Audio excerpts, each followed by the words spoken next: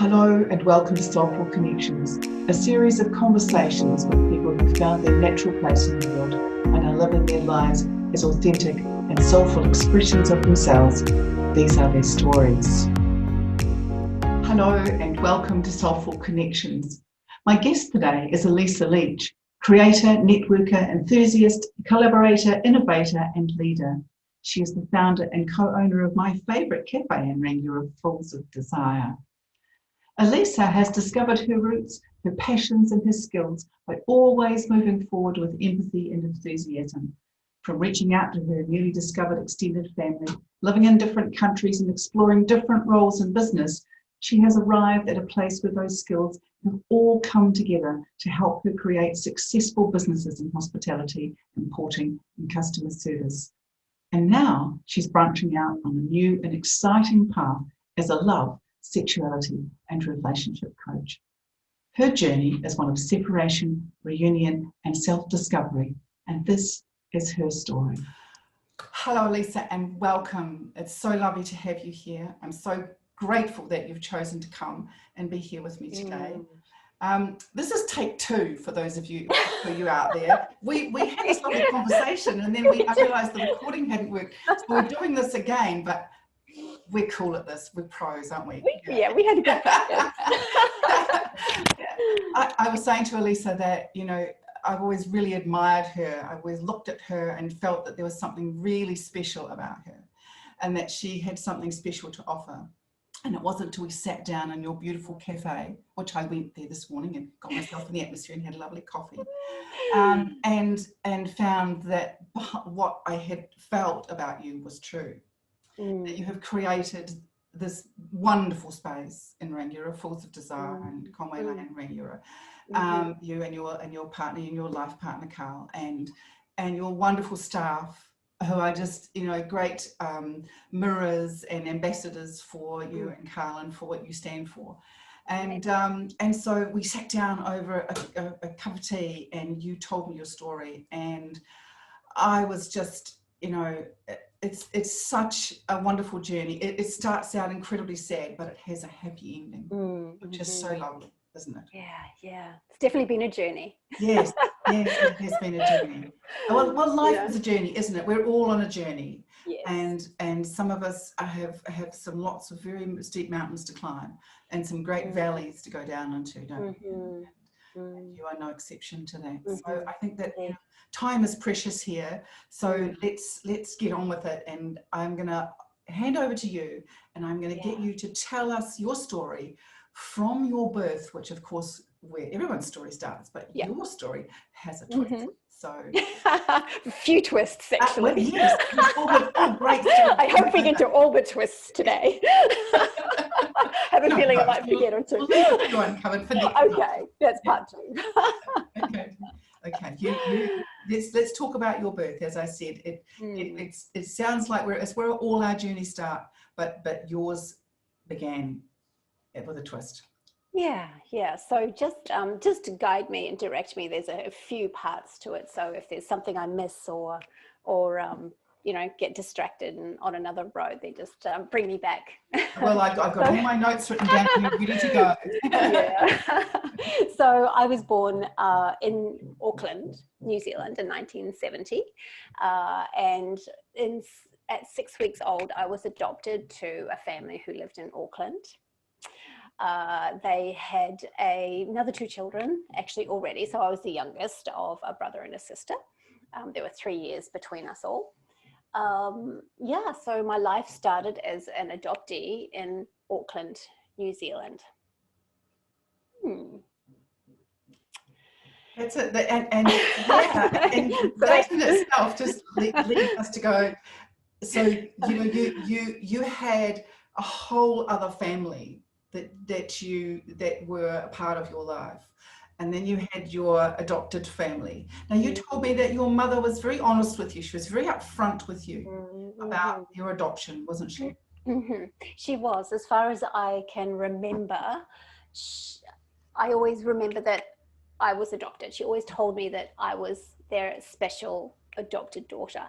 When I was 3 or 4, I didn't actually know what that meant. She tells me that I used to tell people that I was the special doctor's daughter. Who I thought the doctor was, I don't know. But eventually, yeah, she's been very open with that I am adopted.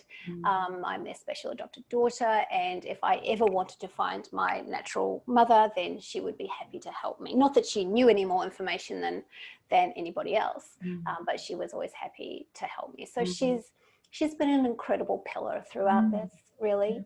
Always just incredibly supportive, especially given a challenge that comes to her later in life. Yes. Which we will get to as well, in regards to me and my relationship with my natural mother. So what's interesting about my first 9 years of my life is that my mother had struggled with mental health. Yes. And she had a mental breakdown when I was 9. She fled the family. We didn't know where she was for some weeks. My father found her, discovered her in Brisbane with her best friend. So at that point, he went over to Brisbane. I don't know what happened over in Brisbane, but basically they returned together. Packed up our life in 1979 in Auckland and took us to spend the rest of our lives in Australia. That's a lot for a child to understand, isn't it? You know, that your mother's there and then your mother's not there, and then and dad comes back and brings her back, and then you go there again. That must have been a very difficult time for you as children.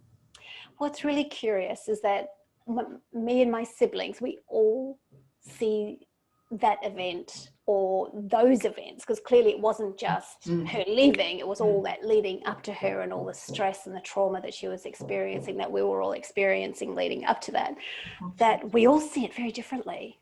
We all, like, for me, it's like I was 9. I don't remember a lot of it. I don't remember a lot of it. I know that somatically, you know, in my body, I remember it. There's a lot. There's a lot that happened. But, you know, my sister was like, you know, her dad was the savior. Dad was her savior. And my brother has a whole different story as well. So it's really curious how 3 different beings can see one event so differently. And as we do. You know, they talk about that in taking witness statements, don't they? You know, about how each person will see it through their own filters and their own way of looking at it, and their own emotional state, you know, and their mental state and their physical state and everything that's going on with them. So you all have different memories of that time and the way that you have processed that, I suppose. Is that an accurate way of being able to say that? Yeah, absolutely. Right. Yes. So you moved to Brisbane, Australia, and you also said to me when we were talking, you said there was this part of you, and I don't know if it's appropriate to bring it in here, but you felt disconnected. Oh. Yes. Was that happening, you know, from birth to that time? You felt disconnected somehow? Yeah, it's interesting because, as I say, that there's a lot that I don't remember, because I think it was a very stressful environment to grow up in. So, you know, on my path into my inner journey and that kind of transitioning back and trying to heal the trauma from that time, what it feels like is that I was so different. I was so different to these people. I was so different to my mother, who was so, which is interesting because actually my current partner, Carl, is like, reflects kind of my mother a little bit, like real kind of edgy and harsh and direct. And so we've got a learning journey together. So I always felt like it was quite a harsh, a hard, edgy, spiky kind of place to grow up in, because for me, I feel like, you know, a more gentle and soft, and so that was very obvious to me. And I was very different to them. And of course, as we go through the story, when you start uncovering that your other part of yourself, you start to see what that was all about. Absolutely. Very profound, isn't it? But of course, not only is there that part of it, that this is, you know, how my mother is, it's also her unresolved trauma, all of that she was going on in the time as well, and how little old softy kind of empathetic me kind of took all of that on. It was definitely yeah, a difficult time. It is. And you know, and I'm on the opposite side. I'm a birth mother, and you're an adoptee. So you know, I know that and I'm also a mother that raised my children. So I come with a whole lot of baggage, you know. So I'm kind of haven't been the healthiest mother at times either, you know, because I've had my own stuff. So you know, when you're raising children, it's a very difficult place to be, isn't it? When you're not well, whether you're mentally not well, or physically not well, or emotionally not well, whichever way it is, and you have these young people. But you know, for you to grow up in that, and then to do all the things that you have done, that I'm looking at this from the outside, that seems to have developed all your best bits in a really good way. Do you know what I mean? It's helped you. You've channeled that very well, and you've channeled that into all kinds of creative processes that you're going through. Yeah, where you are today, and of course, your next venture, which we'll talk about soon, is even more in line with that, which we talked about the other day with the coffee, didn't we? It was like, oh, I do remember after later in life and talking to Mum, whom I love very dearly, of course. She said to me, you know, I was doing the best that I could do. And at that point, this was a conversation before I had my son. And to be quite honest, are we allowed to swear on your podcast, or should I not? No. Well, not a heavy duty, but basically I'm like, that is a crock of shit, Mum. That is, you didn't do the best that you could do. You could have done better. And then it wasn't until I actually had a child. Then I went, oh, yes, she is so right. I'm doing the best I can here, Felix. It's interesting. It's such a leveler, isn't it? Oh, such a leveler. You know, we have our children and then we just go, oh my God, I get it. Yeah. And that happens in stages, doesn't it? As your children grows up, you get your mother and your parents even more as you grow older and they grow older. Oh no, how could I not understood? But of course we can't. But then, you know, you've had two lots of mothers to understand, two mothers to understand their paths. What a great, you know, opportunity to learn and grow as a woman, as a person. And as a beautiful human being. Yes. You know? Yeah. It's definitely a lucky path. Yes, very much so. So you went to school in Brisbane, and you spent some time out of the family for a short time when you were about 17, you told me. Got kicked out of home. Yes, you did. Yeah. And then you had to find your own way for a while, which was challenging. Yeah, it was really curious because basically something that I was doing, which for me was quite innocent, and I think that's a big lesson for me is justice. Actually, that's a big why for me, and certainly a big why for the way I bring up Felix as well, my son, and because being misunderstood. I think being misunderstood and not having the safety or the power or having the space held to be really heard. And I feel like that was a real theme throughout my upbringing. And this is what, you know, sparked getting kicked out of home, basically going with this boy. I was 17, he was 21, being in, it could have been really bad. It could have been a lot worse, actually. And I'm thankful that I was safe in that. It wasn't a fun experience, but I was safe. We basically went into a panel van down by the river. Was with him in the back of his van overnight. Could have been bad. In the morning I got up, went to the toilet, and he drove off. So it was like, now what? Where is my safety? I had no one that I felt like I could be safe with. And so now, as I'm older and learning more about kind of the work that I'm learning about, just how key safety is in children's, in teenagers, in fact, in everybody's life. So I did have one person that I could go to. I couldn't tell him that what had happened, but I did feel safe just to be in his presence around his fire and have a cup of coffee with him. So that's good. And then that gave me some time to recollect my thoughts and decide on my next step. And that's the thing about children who are kicked out of home, or have no good boundaries, is that their safety is in jeopardy. There's no safe place for them to go, and I know I've been in that situation, where I didn't have any good boundaries. There was nowhere I could go, and so I noticed for myself as a young person, sort of 12, 13, 14, that my level of friends, my caliber of friends started dropping off. Those kids that had good boundaries, they weren't allowed to have anything to do with me anymore. And so you either go to children that have no boundaries, or you go to people older than you. Right. Right. So both of those places are inherently dangerous for us. Absolutely. To be. Yes. And in my case, I got pregnant at 14. I never got into crime, or didn't do drugs or steal anything, do any of those things. I got pregnant. And so in your case, you were kept safe in many ways, but you had to learn, and then eventually you returned home. So what made you go home? What happened that you went home? I'm not really sure. Back to my parents eventually.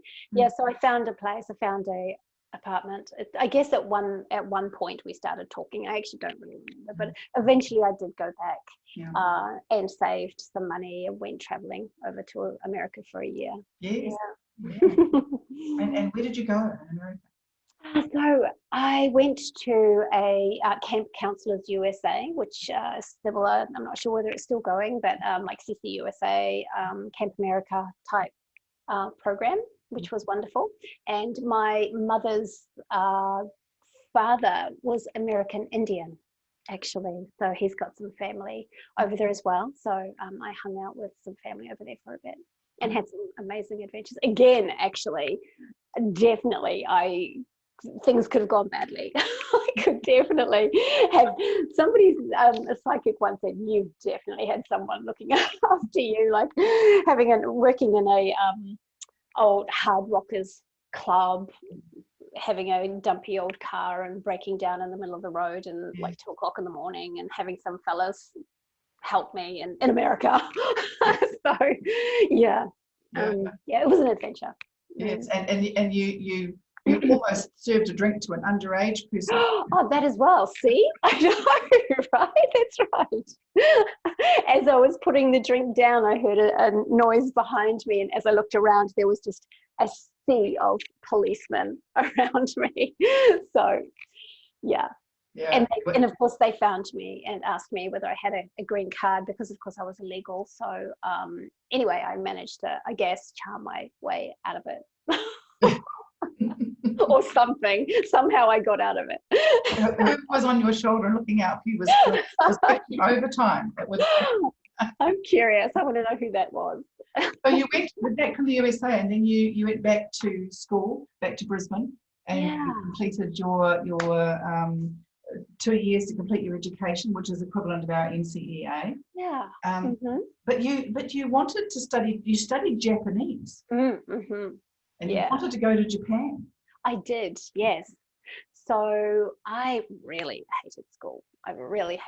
I always felt, of course, like now I see it, I was traumatized, and I was just carrying around all my unlovable, all my unworthiness, and it was all being reflected back to me, being bullied, being cast out of friend groups and all of that kind of thing. So I just could not wait to get out of school. So I left in standard 10 over there, and I don't even know what the equivalent is here actually. But when I returned from America, yes, I went to do a couple of years study to finish my senior certificate, and I studied Japanese and amongst other things. And it was leading up to that period that I was really starting to get some messages, that starting to get some curiosity around the South Island of New Zealand. For some reason, I don't know why, but there were like messages that would keep coming to me, and a real drawing to the South Island of New Zealand. So interestingly, I had finished my my study, had a couple of years of Japanese under me, and was very much wanting to go to Japan. But didn't quite have the money yet. So I thought, okay, well, I'll just apply for this job. It was in Tekapo, at the Tekapo Alpine Inn back then. Not really sure what it is now, but like the really old building in Tekapo. And so I got the job. And just thought, okay, well, I'll just be here for a year, save some money, and then I'll go over to Japan. That never happened. But leading up to that time of coming, I was really like, South Island of New Zealand, I've got to go. I landed there and never left. I'm still here. That was 20-something years ago. Yeah. And you said to me that your son Felix has a fascination for Japan too, and that you both want to travel there. Yeah, we did actually. Because we were both doing karate for a while. He got to his brown belt, and so we both went to Okinawa with our karate crew, which was fun. So we did go. He's intending to go again, so that would be a great opportunity for me to go and visit him. Get to Japan finally. You can take that bucket list one off. You've done. Yeah. Just took me 20-something years. Right. No matter how long it takes, you will do eventually. Now this is where things start to change dramatically. That you came back to New Zealand at age 23, wasn't it? You were about 23, and yes. And then you told me that you hadn't had any real urge to find your birth mother, and then that changed. It did change, and I remember the very moment. I was walking around Lake Tekapo. It was near the Church of the Good Shepherd. I remember it very specifically, and it was just a real sense, it is time. It is time to meet my natural mother. And up until that point, I felt fully okay, fully complete, didn't need to meet her. No. Of course I wasn't. I was so incomplete and fragmented and a mess. But up until that point, I had not felt like I needed to see her or to meet her. It was in this very moment. It's like, now is the time.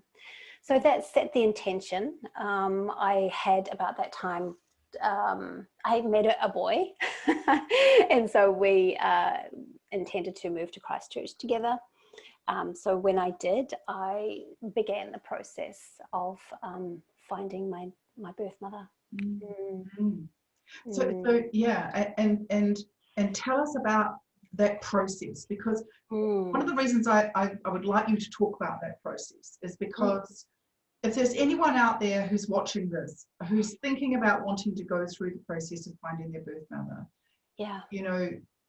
maybe this will help them. I can say that from where I sit, being a birth mother, having been contacted, is that my ex-partner was adopted, or is adopted.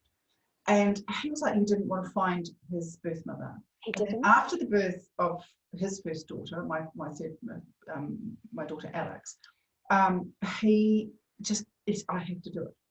Yeah. Oh, wow. So he went through the same process that you're going to describe. Okay? Wow. Yeah. And the script and what you say when you sing. And so he did all of that. And then I got this phone call not long after he had done all that. And this person was a social worker and just said the words to me. I said, I know what you're doing. I immediately knew what he was saying to me. I said, I know why you're ringing, because I knew the script. I could say it word for word. Yes. So I'm from one side. I'm from the birth mother side. You're from the adoptee, the birth mother. And I want you to describe it so people understand. Yeah. So and to be fair, I actually don't know what it's like. This was over actually 25 years ago. So we recently had our 25th anniversary, knowing each other for 25 years. But this is what it was back then. So we had to apply for an original birth certificate. That original birth certificate needed to be sent to a counsellor. So we had to allocate a counsellor.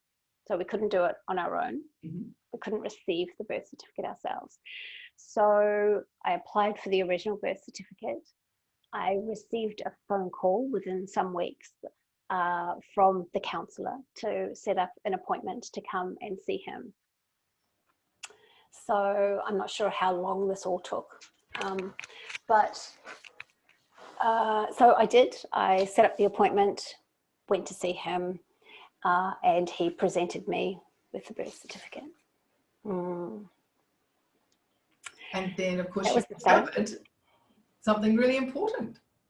Yes. So my name had been, the name that my mum and dad called me was Terry Ann Leach, which never felt right to me. I distinctly remember numerous times actually people calling me Terry and just being completely disconnected and saying, what are you calling me that name for? I am not Terry. I was so wrong. So on the birth certificate, of course, it has her name. Her name was Elizabeth. And then, of course, the name that she called me, which was Elisa. So it was part of her. And even as I say that, even as I say that name, it just feels so right to me. So, and that's what happened in that moment as soon as I saw her. In fact, my original name was Elisa Joan Robinson. So Joan is her sister. And Elizabeth spelled with an S, wasn't it? Elizabeth spelled with an S. So she, yes, not a Z, yes. So she basically named me part of her name, and that just really hit me so emotionally in the moment. And when I saw that my name, it was just a flush that I can experience in my body even now, just like, oh, like a relief. Oh my God, I am Elisa. I am Elisa. So we're back again. Elisa got a big dose of the cough, so we paused for a while so she could get herself back together again. I got myself back together. No ambulance required. We're good. Okay. We were talking about, you know, the vibration of a name at birth. And the interesting thing about the birth name is that for women, you know, we used to change our names, our surnames, and sometimes we still do. And Owen Cade is my maiden name, and so I had, you know, relationships, marriage where I changed my name, and so. And I went back to Owen Cade in about 2005, 2004, 2005, and I just love it. It came with a whole lot of baggage from back then, but that baggage needed to be looked at. And now I just couldn't imagine being anything else. Wow, beautiful. Yeah. So some people, like you found with Terry, you know, some people are given names at birth and they just don't feel that. Doesn't resonate with them, does it? And a given name or a name at birth or whatever. Yeah, sorry, you were going to say something. Oh, I was just curious. About your name, actually, just when you changed your name, did that kind of spark a whole new journey into healing all of the stuff that came up with that name? Yeah, it drew me into this work. Yeah. What really? I've been doing, yes, it drew me into the work that I've been doing for since then, since about 2005, 2006. Amazing, interesting. Yeah. So that's the power of the name. And I found out that, you know, a woman's name is always what it was at birth. If you change it because you're married to your partner's or your husband's name, wife's name or whatever you want to do, is that's always an assumed name, that this is your legal name. Yeah. So so you found out that she'd named you Elisa. That's so powerful, isn't it? You never felt like Terry, but you're still legally Terry, aren't you? You haven't changed your name. I've not changed my name, no. Yeah. So, but everyone knows you as Elisa. Yeah. Now, your spiritual journey starts about this time as well, doesn't it? Had it been going on throughout your whole life, your spiritual journey, your spiritual awareness, or was it something you came to? I think maybe because I I started a relationship around about now with somebody called Craig, and he's an astrologer and pagan, practiced pagan rituals and such, and all into that kind of spiritual side. So I'm not really sure, but definitely around that time it was really opening the door and beginning to really explore that side of me. So it was because of Craig that I was able to feel like I could change my name. So he wanted to change his name to Melchior, something to do with his, I keep thinking God of Salt, but I'm not even sure whether I'm telling a true story there. But so he wanted to change his name to Melchior. So we made a pact to call each other our new names. I called him Melchior, he called me Elisa. So yeah, and interestingly, he was Melchior for 2 weeks, and then he changed his name back to Craig because he's like, no, this is too hard. I'm just going to be Craig. Yeah, he had a very, very challenging couple of weeks, and clearly didn't want to look at his that stuff attached to that name. Interesting, isn't it? Yeah. So from that, so it was thanks to Craig that I was able to launch my new name, I felt. Yeah, and even my mother welcomed that. I was, of course, so nervous about telling her about your adopted mother. My adopted mother, yes. So nervous about telling her that I wanted to be called Elisa, but again, she's incredible. She just embraced it and very quickly started calling me Elisa. And she said, gosh, if I'd have known, I would have called you that, but clearly not meant to be. Clearly meant to be the way it was. Well, she's embracing that. She embraced that for you. And yet again, she kept that door open for you, didn't she? And helped you to embrace that for yourself. Isn't that lovely? Yeah. Okay. And you said you became part of a spiritual community, and you went to things like Convergence and Lowburn and so on, isn't it? And you also met a guru, which is Guru Mahi, and that is the guru that is talked about in Eat, Pray, Love. But the name was never said, was it? No, I don't think it was. No. Elizabeth Gilbert mentioned a guru and ashram in Eat, Pray, Love, which was Guru Mahi, but she never actually said who she was. No. So you began the journey with Guru Mahi, is that right? Yeah. So I became very, very involved in the community of Siddha Yoga, SIDDHA, which is still a thriving global community now. And Guru Mahi is still in South Walsburg, the US. And just beautiful, beautiful teaching. So I absolutely, for about 3 or 4 years, I really absorbed myself in that life with a flat full of Siddha yogis. And so we had ecstatic chanting for nights on end and became very involved in the community, in doing sadhana, like service to the community and such. So, yeah, and I still have her. I would say she's still a guiding light in my life. Lovely. And then you moved in with a yogi community in Christchurch, is that right? Was that part of the same? That was part of the same few years, maybe 4 years. Yeah. And do you feel that? How do you feel that shaped your life from then on? Well, it's all just all of the spiritual teachings are all, I believe, the same. They all lead you back to love and lead you back to just presence and centeredness. So yeah, I guess it's all just part of the unfolding of the return to love, the return to my true essence, I guess. Our real self, isn't it? Return to self, isn't it? Yeah. No matter what names or labels you put on it, or whatever we might be doing, it brings us back to who we really are.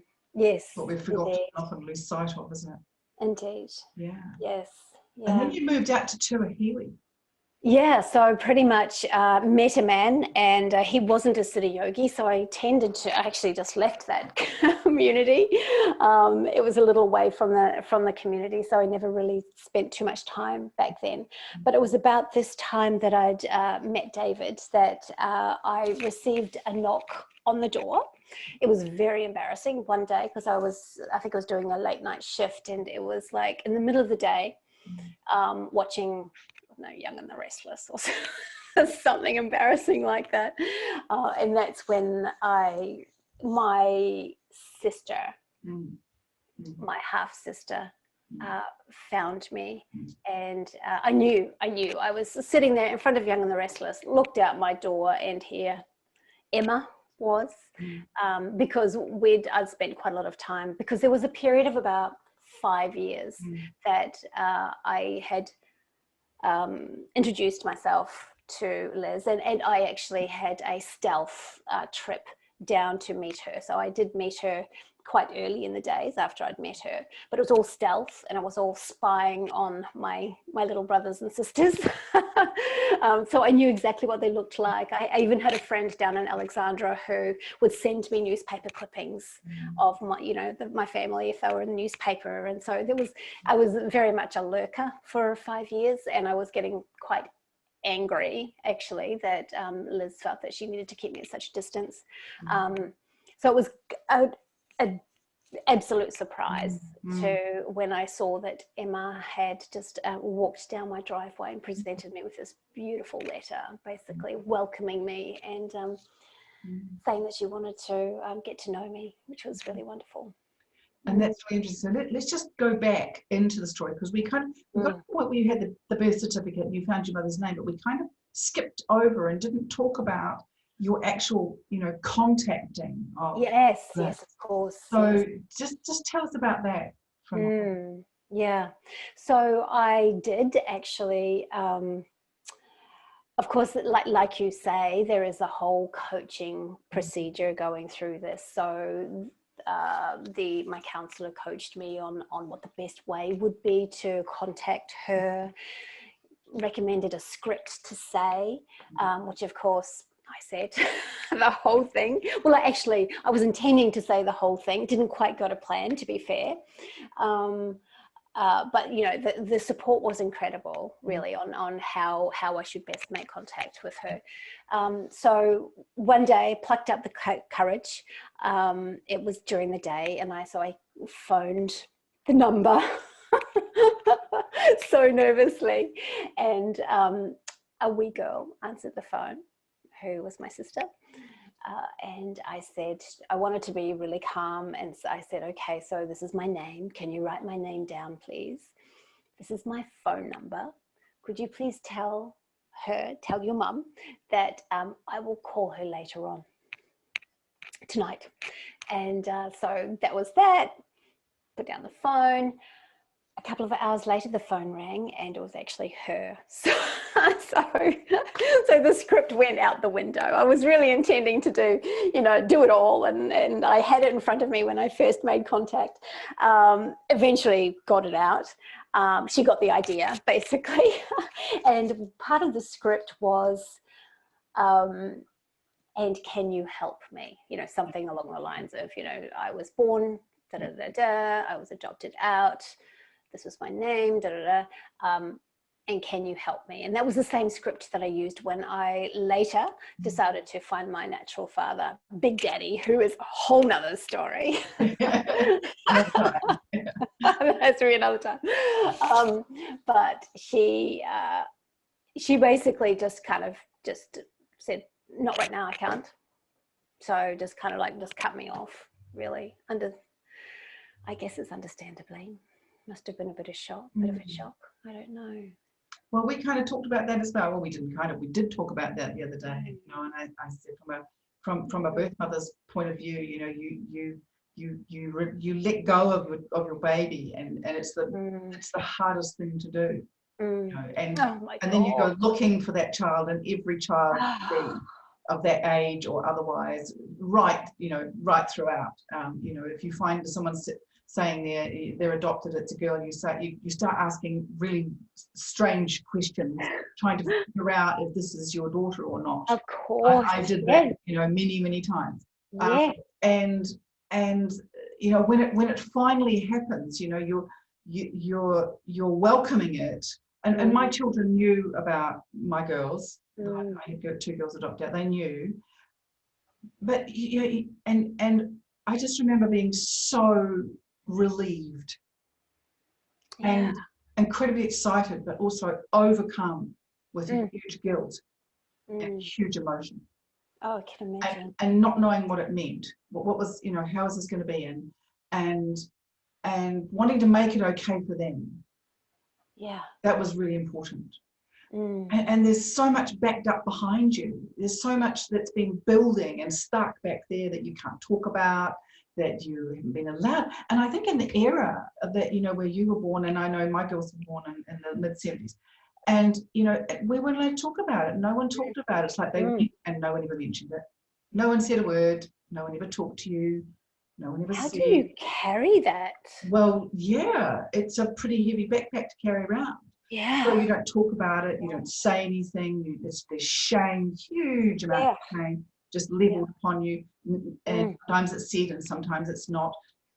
So when it, and it's, so who have you told? Well, for me, I kind of outed myself as far as Sasha was concerned. She was the second child who was born, and even my first child, which I won't talk about because she hasn't made connections with other members of her family yet. But I just feel like, from your point of view, you don't want to face rejection again. Yeah, right. I've had that conversation. You don't want to face rejection again. And you wanted to be welcomed into your family. Yeah. So that's really important. And she kept that rejection for 5 years. And it wasn't, I totally understand. I totally understood from a cortical perspective. Like, I understand. But of course, I didn't understand. All I wanted to just not to be rejected. All I wanted was to be accepted and loved. So it's you can two different perspectives. So that went on so anyway, she did say that, and then she called back later in the evening when she had probably had settled her nervous system a little bit and then was able to create some space, and I know that she was protecting her family as well, so she didn't feel like it was that it was the right time to actually tell her young children. So it was, I can imagine, just living in this duality would be difficult, I think, to unravel eventually. It would, I'm really curious to find out about that. How do you suddenly go, oh my God, it doesn't have to be a secret anymore. That's a big one. That's a really, as I said, for me, I'd outed myself a long time before that. And how Sasha found me, she's my second girl. I was out doing talks, spiritual talks, and I was talking about them. And I was putting my, showing soul group mapping, and I was using myself, Owen K, born 24/7/1958. So when she got her original birth certificate, there I was. Oh wow! So she could easily just search Owen Cade. Yeah, she could search.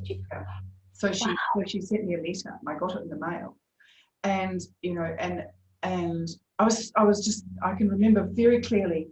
I had a client that I was about to go and do a light path journey for, and I'd left her just for a moment to go to the toilet, and I'd gone inside, and there was this letter, and I opened it up, and my son Andrew was home. I couldn't even. I lost my feet out from underneath me.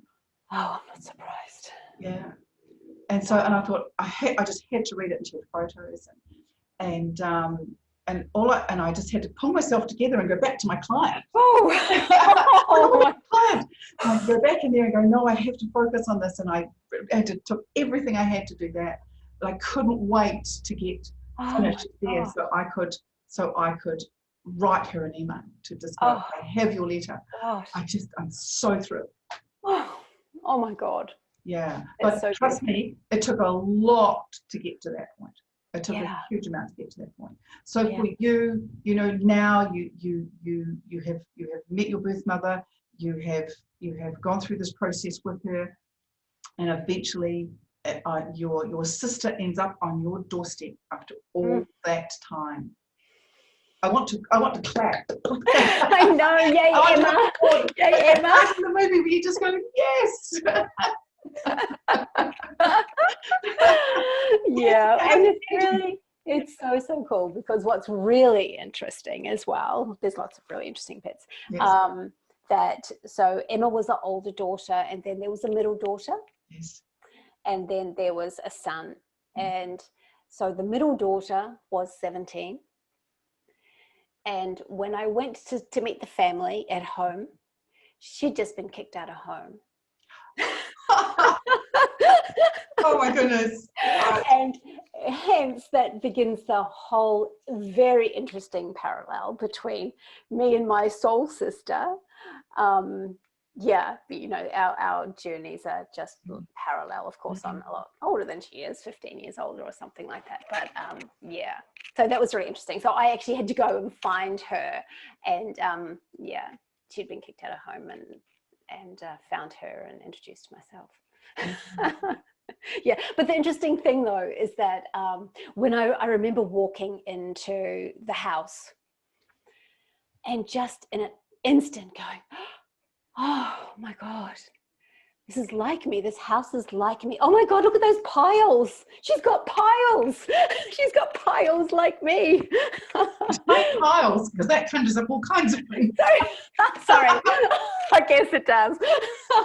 Piles of paper, piles of work to be done, work to be worked through. Sorry, And of course, I grew up with a mother who was extremely organized, no piles, that was extremely clean and tidy. Whereas I walked into this house, which was relaxed and comfortable and, you know, a little bit messy and had piles. And so it's yeah, it was very interesting. Yeah, lovely.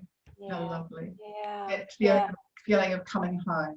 Yeah, really. Of finding yourself, reuniting not only with your family, but with yourself. Yeah, this is where I come from. And you know, as I said in the beginning, that self-discovery. So again, you're discovering more of yourself by doing that. You found your mother and your family. There was such a big deal. My mother made such a big deal of me being so different, because of course my brother and my sister were all tidy, whereas I was messy, and so there was so much wrongness that she made of me for not being like that. So, you know, to actually come into Liz's home and go, oh my God, I've made it. You are my mom. Yes, you definitely are. Like that was that book that used to be, Are You My Mother? Do you remember that one? Are You My Mother? No. It was a great kids book, you know, that's little, it was a bird or something going around looking at all. Are you my mother? Are you my mother? Are you my mother? Looking for the mother. And, sweet. And what got, like, actually, I think I do remember it, but it was like she was asking like different animals, like dogs and cows, and so cute. Yeah. It's lovely.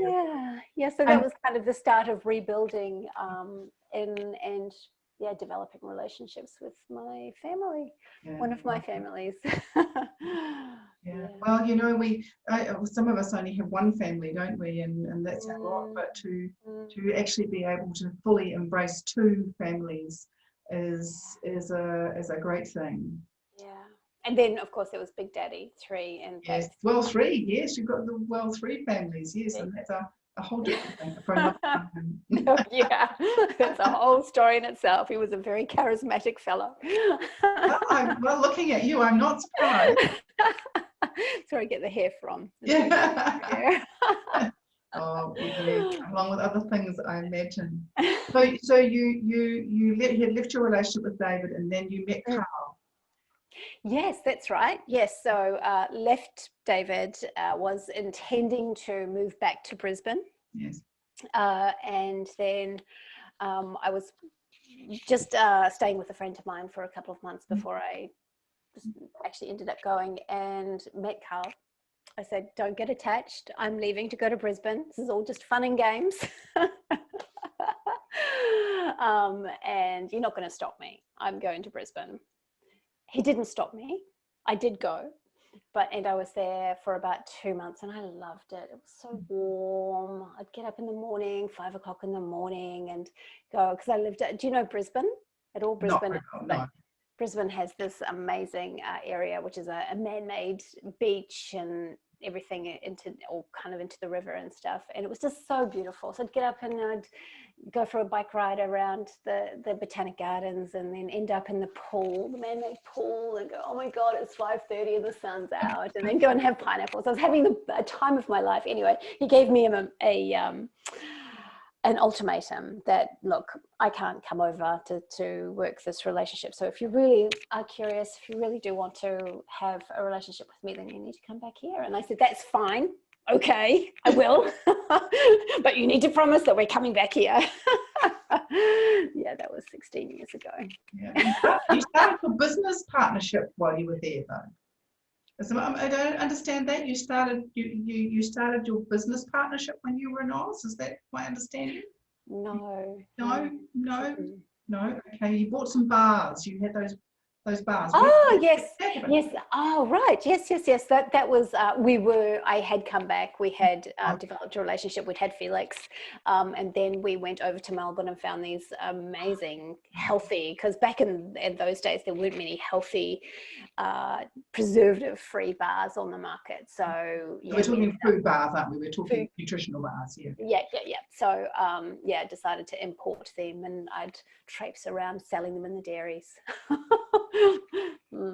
Yeah. As you do. As you do. And probably ate most of the stock rather than sold the stock. Sounds like a pain, I reckon. As you do. Because you're allergic to.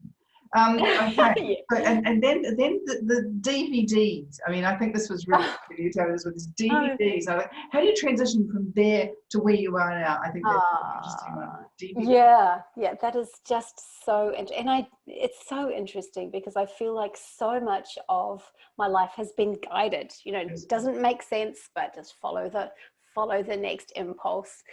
So yeah, Felix had been born. He was only maybe a year old, and Carl had been working for Singapore Airlines. And I don't want to go too much into the story, but basically we were looking to buy, because he's a huge movie fan. He loves movies, and he was bored with his job at Singapore Airlines. He really just wanted to, he said he'd be happy just to sit in a DVD store and talk about movies all day. So the local DVD store became up for sale.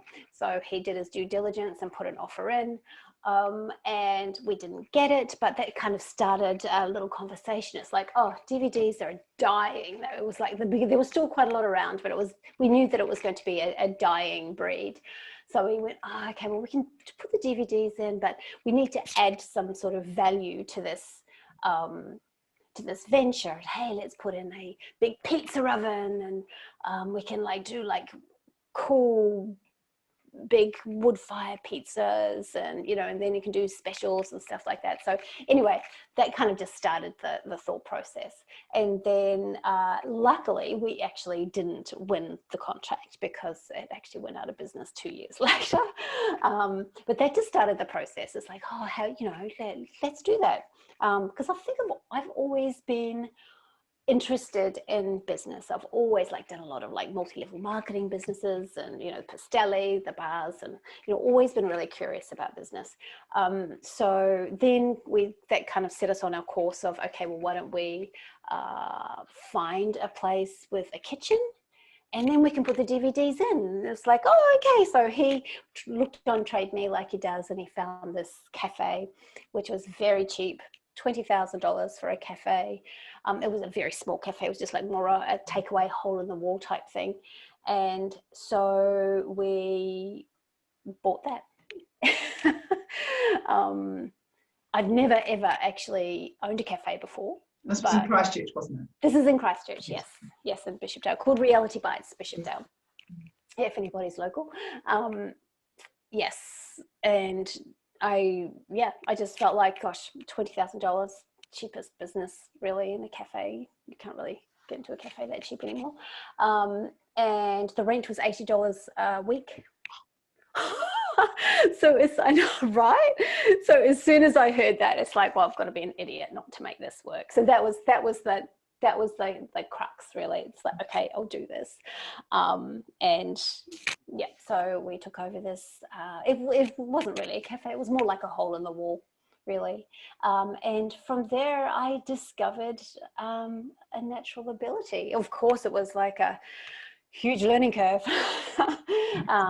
But yeah, it really just began a 15-year journey into hospitality and creating connective kind of hospitality spaces. Yeah. Beautiful. And of course, and then you sold that, and your next venture was Falls of Desire. No, our next venture was Reality Bites Rangiora, because by that time we'd moved out to Rangiora. So we thought, well, Rangiora definitely needs another cafe. So we opened that. Got an offer on Reality Bites Bishopdale. Yes, and then we'd sold Reality Bites Bishopdale by that time, but over 6 years that we had it, we added so many different compartments. We added a catering arm, we added a function space, we'd bashed into next door, we'd created 2 lunch runs where in the morning people would go out and sell our food or in the local businesses. So it become like from a hole in the wall into like a multi-faceted, amazing business. And the great thing that we basically, somebody just came and wanted to buy it, so we went, okay, sounds good. And then we were left with Reality Bites Rangiora, and we weren't very happy with the location and how it was operating. And then we were given the opportunity of taking on Elisa, where Falls of Desire is, and here we are. And thank you so much for being such a wonderful customer of Falls of Desire. It's really easy. That's what we like. Easy. Yeah. The Falls of Desire name came from an interesting place. It came from a mural that was placed on the wall, didn't it? Yeah, so Carl has a natural ability with creating amazing spaces. So it's hard for me to see it now, but often, when I'm greeting people who haven't been there, they'll say, wow, this is really cool. And then I'll have to see it with new eyes, and I'm like, yeah, like this amazing mural. We've got a beehive, a live beehive in the corner as well. I've got that noted down here about the beehive. Carl's amazing story. Yeah, it is so cool because it attracts kids of all ages to come, and it's behind glass, and the bees aren't just trapped inside, but they actually go up a tube up into the next level and through a hole in the wall. And so it's like a bee outside, it's like a bee airport where bees are kind of like zooming in and out into this little hole, and then down the tube and into the beehive and creating honey. So it's fascinating to actually watch people really enjoy that as well. And so this is thanks to Carl. I mean, he created an amazing space, and of course he located Joel Hart, who is an amazing pop artist here in Christchurch. So he commissioned Joel to do this amazing mural. And you wanted to call it something else, though. I did. I really so our food philosophy. I mean, I think our food, as I've gone along in the hospitality industry, my food philosophy has changed, and it has changed with, the cafes have been reflective of that, ethical, free range, fair trade, well priced, it's really, that's my passion. And now, so that's right. So the name, I thought, around nude food, like pared back food, not just your normal kind of light brown food in the cabinet, was Nude Nellies. So I thought, I got down here. I wonder what the mural and decor looks like. I wonder. That's a good point. Very good point. So no one else thought that was a good name. I thought it was a great name. I thought, Nude Nellies, I think it's a bit of tongue in cheek, a bit playful. Yeah. But yeah, Next no, one. didn't make the school. Next one, yeah. Right. So actually, the way the name came, where the name came from, was from the mural, which is thanks to Joel Hart. So he had, with the mural, is lots of little bits and pieces, lots of pop art, and Fools of Desire was there. So as soon as we saw the mural, we just all looked and went, oh, that's the name, Fools of Desire. Yeah, it's great. It's great. Yeah. And now for something completely different. Yeah. And I didn't know this. I knew you were training as a coach, and when you told me where you were studying, I was like, okay, that puts a twist into things. Yeah. You are studying at the Tantric Institute of Integrated Sexuality. Yes. A lady called Layla Martin. Yes. And you want to become a Layla Martin, Layla Martin. Right? Yes. You want to become a sex, love and relationship coach with focus on empowering women and women's sexuality and helping women get what they want. That is a very big intention to put out in the universe, but a wonderful one. Yeah. Yeah. I'm nearly graduated. Yes. So I've been doing it since January last year, and at least 1,000 hours of study. The brochure, when I looked at the information about the course, said, you know, that it will be 600 hours of work. I think I've probably done at least 1,200 hours of work. I'm not the full quid. It just takes a little time for it all to sink in, but it is sinking in, and it's certainly been an incredible journey for myself personally. So the way it's structured actually is the first trimester is our own journey, like using the tools with ourselves. And then the second trimester is learning the coaching methodology and mirroring what we learned and actually applying it to the coaching methodology. Yeah, so it's been a huge journey already. So I'm 5 weeks off graduating. Yeah, and then I've got my 2 majors after that. Yeah. Well done. That's exciting. And of course that brings us to the to me to an obvious question. What does that mean for Fools of Desire? Yeah, so we have recruited a general manager who is amazing. She's already been with us for 2 years. And so she's taking the reins. That's Olivia. Olivia, yes. That's right. Yeah, she's amazing. And of course we can expect the same wonderful service, the same great atmosphere, because you and Carl are right there. You're still at the helm. You are still the force behind it and the wonderful energy of it.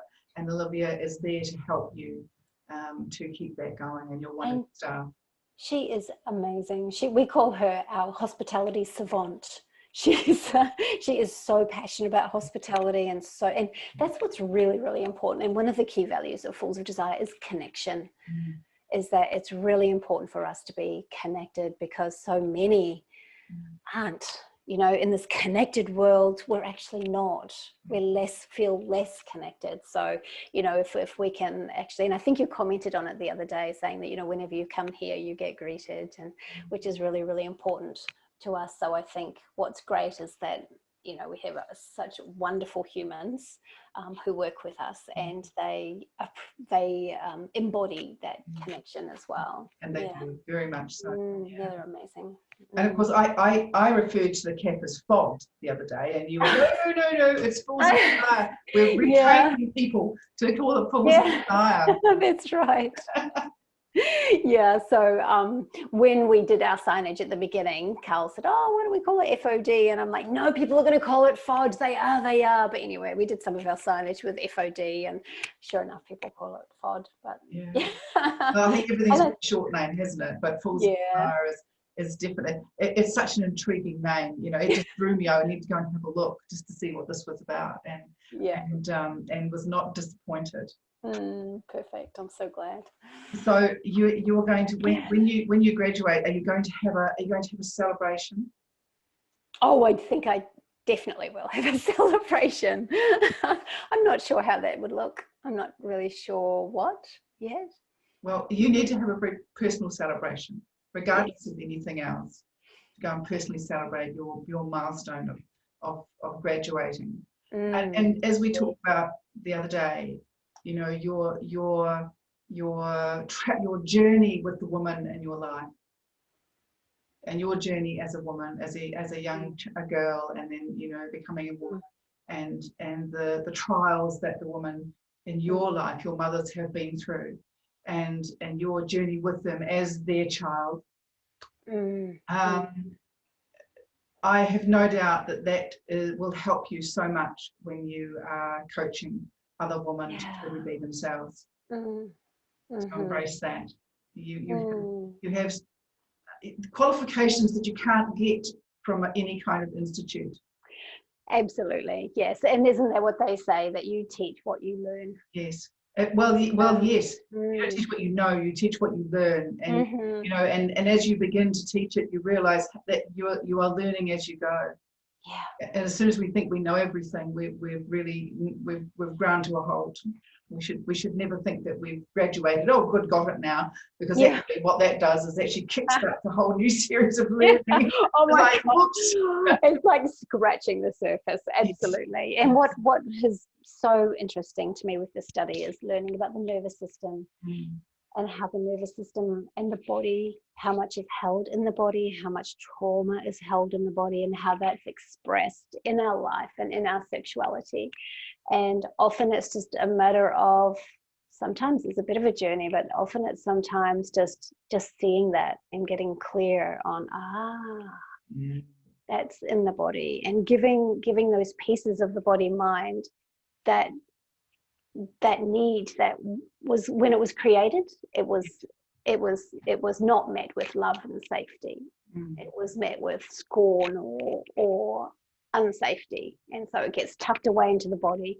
So that's really my next journey in terms of the study, is the somatic kind of part of it, and the nervous system part of it, and how to unwind trauma in the body. Yeah. Well, your work will be greatly received. Thank you. Yes, I'm so terrified, actually. Of course. But you feel the fear and do it anyway. Yeah, that's a wonderful part of it, is to be terrified, you know, and go, I don't know how to do this, and I don't know what this means, and there's no blueprint for this, and you know, it's like you've got your slasher out and you're carving your way through this unknown territory as you go, you know, and there's no map, and you're going to create the map. You're going to map your life and where it's going to go from now. Well, as I said in the beginning, this story starts out in a sad way, but it has a happy ending, and wonderful reunions, and lots of healing, lots of nurturing. And I think what it set for me, having been part of this journey, not your journey but my own, in a similar story, is that there's nothing that heals faster than owning your stuff and honesty, and being prepared to face whatever it is head on, look it in the eye, and heal.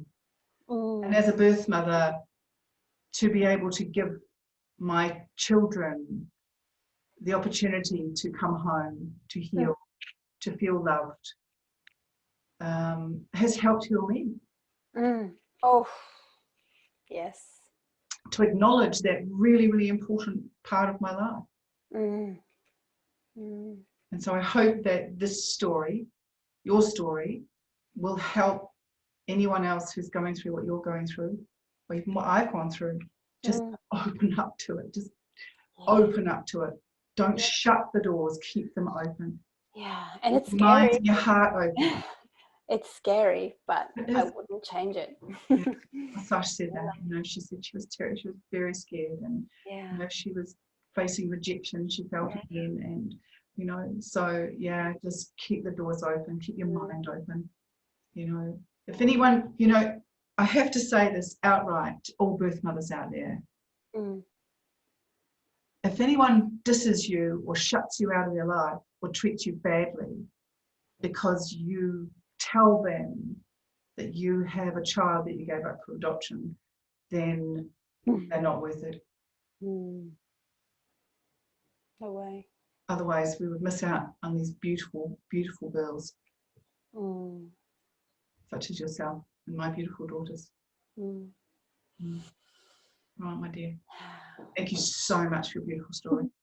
It's been a real pleasure.